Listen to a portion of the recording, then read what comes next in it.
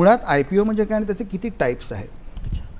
नमस्कार पुन्हा एकदा. सर्वात आधी मी आयोजकांचे आभार मानते की त्यांनी मला या कार्यक्रमावरती आमंत्रित केले आणि मला आपल्या मराठी गुंतवणूकदारांशी बोलण्याची संधी दिली.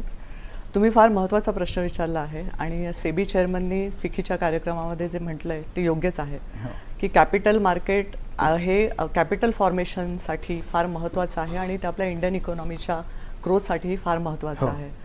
आणि आपले सामान्य गुंतवणूकदार जे आहेत त्यांचा सहभाग आता गेल्या काही वर्षांमध्ये प्रचंड वाढलेला आहे. बरोबर. त्यामुळे ह्या IPOचे जे वेगवेगळे प्रकार आहेत, त्याचे जे प्लॅटफॉर्म्स आहेत, याची मूलभूत माहिती करून घेणं हे फार महत्त्वाचं आहे. बरोबर. जेणेकरून आपले इन्व्हेस्टर त्याचा सखोल अभ्यास करून त्यांचं इन्व्हेस्टमेंट डिसिजन व्यवस्थित घेऊ शकतात. बरोबर.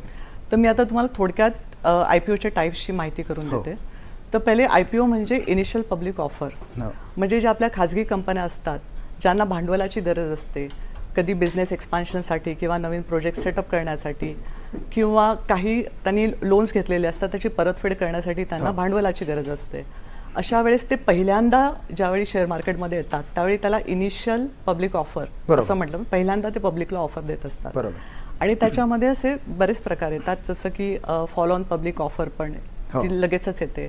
एक फास्ट ट्रॅक पब्लिक ऑफर पण सेबीने इंट्रोड्यूस केलेली आहेत. असे काही आहेत. तर ढोबळमानाने आपण बघितलं तर प्लॅटफॉर्मच्या हिशोबाने 3 ते 4 प्रकार येतात.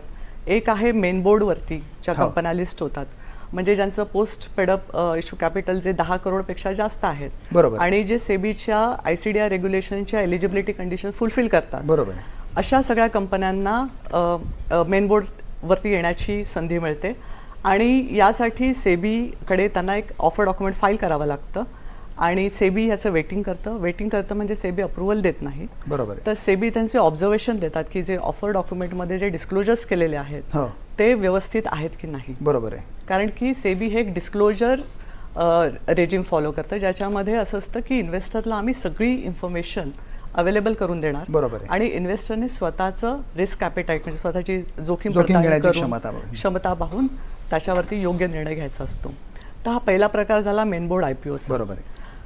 आणि हा जो मेनबोर्ड आहे हा मुख्यतः ज्या गुड रेकॉर्ड ट्रॅक रेकॉर्ड असलेल्या कंपन्या आहेत, ज्या एस्टॅब्लिश कंपन्या आहेत त्यांच्यासाठी चांगले आहेत, त्यासाठी खूप चांगलं आहे.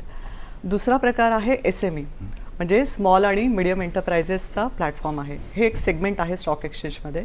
म्हणजे लघु आणि मध्यम उद्योगांना प्रोत्साहन देण्यासाठी हे प्लॅटफॉर्म यूज केलं जातं.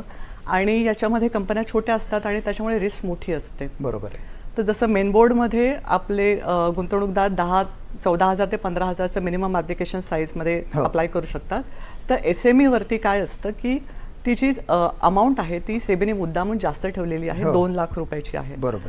की जेणेकरून जे सामान्य गुंतवणूकदार आहे ज्यांना एवढं शेअर मार्केटचं नॉलेज नाही आहे ते त्यापासून थोडेसे दूरच राहतील. आणि जे एक्सपर्ट आहेत ज्यांना त्यांची रिस्क समजते असेच इन्व्हेस्टर्स गुंतवणूक करतील. बरोबर.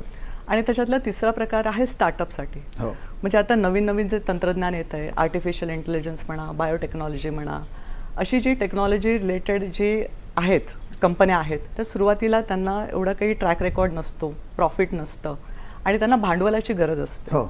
तर त्यांना प्रोत्साहन देण्यासाठी हा एक रिलॅक्स्ड असा प्लॅटफॉर्म क्रिएट केलेला आहे. आणि याच्यामध्ये जे मेनबोर्डवरती जे कडक नियम असतात सेबीचे ते इथे रिलॅक्स केलेले असतात. जेणेकरून छोट्या कंपन्यांना इथे वाव मिळतो.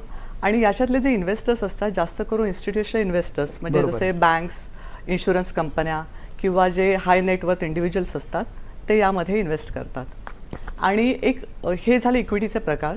तसंच झालं एक डेट म्हणून एक असतं, म्हणजे काही कंपन्यांना कर्ज घ्यायचं. डेट म्हणजे कर्ज रोखे बॉन्ड्स. तर तसं घ्यायचं असेल तर ते non convertible debenture NCD issue करतात. आणि त्याच्यामध्ये फिक्स डिपॉझिटचा जो इंटरेस्ट असतो तशा प्रकारे तुम्हाला इंटरेस्ट जास्त मिळू शकतो. आणि त्याप्रमाणे त्याच्यामध्ये सुरक्षितता सुद्धा एन्श्युअर केली जाते. आणि हे झाले पारंपरिक प्रकार मी तुम्हाला सांगितले. बरोबर. आणि मॅडम